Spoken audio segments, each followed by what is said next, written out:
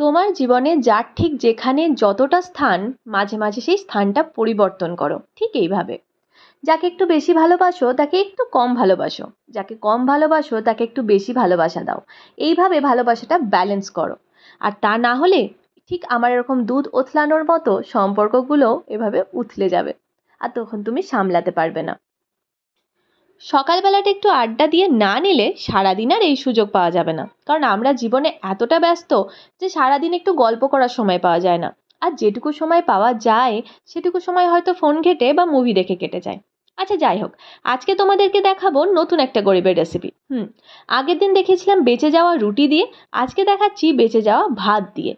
আমি সকালবেলা ভেবেছিলাম একটু সুজির ইডলি বানাবো, তাই অল্প একটু সুজি, দই, বেকিং সোডা, বেকিং পাউডার, নুন দিয়ে ওটাকে ঢাকা দিয়ে রেখেছিলাম। তারপর ভাবলাম ফ্রিজে একটু ভাত আছে, সেই ভাতটাকে আমি পেস্ট করে নিয়েছিলাম। এবার দেখো, তোমরা যদি স্মুথ ইডলির মতো একটা জিনিস চাও তাহলে তোমরা ওই সুজির ব্যাটারটার সাথে ভাতটা মিশিয়ে সেটাকে মিক্সারে গ্রাইন্ড করে নিতে পারো। আমি শুধু ভাতটাকে করেছি কারণ আমার একটু দানা দানাটা বেশ ভালো লাগে। এবার বাড়িতে তোমার যত সবজি আছে সেগুলো কুচি কুচি করে কেটে তুমি দিয়ে দাও। আমি এখানে পেঁয়াজ, লঙ্কা, ক্যাপসিকাম, গাজর, একটু আদা কুচি, এই সমস্ত কিছু এর মধ্যে দিয়ে দিয়েছি। নুন মিষ্টি ব্যালেন্সটা কিন্তু তোমার ওপর ডিপেন্ড করছে। সবসময় কিন্তু কথার মাঝখানে সঙ্গে সঙ্গে ফোড়নটা কাটবে না, তবে ফোড়ন কাটাটাও কিন্তু জরুরি। যখন সহ্য হবে না তখন ফোড়ন কাটবে। যাই হোক, আজকে আমি খুব তাড়াতাড়ি ফোড়ন দিয়ে দিয়েছি, মানে তেলের মধ্যে আমার কাছে শুকনো কারি পাতা থাকে, সেটাকে একটু হাতে করে ম্যাশ করে তার মধ্যে একটু সর্ষে ফোড়ন দিয়ে দিলাম। আমার হাতে একদম সময় নেই, তাই জন্য আমি ডাইরেক্ট এই বিষয়টা করছি, কিন্তু এটার অরিজিনাল প্রসেসটা কিন্তু একদমই আলাদা।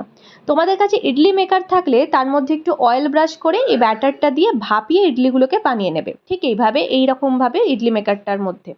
এরপরে তুমি ফ্রাইং প্যানের মধ্যে একটু অয়েল দিয়ে তার মধ্যে তুমি কারি পাতা আর সর্ষে ফোড়ন দিয়ে ওই ইডলিগুলোকে একটু এদিক ওদিক ভেজে নেবে।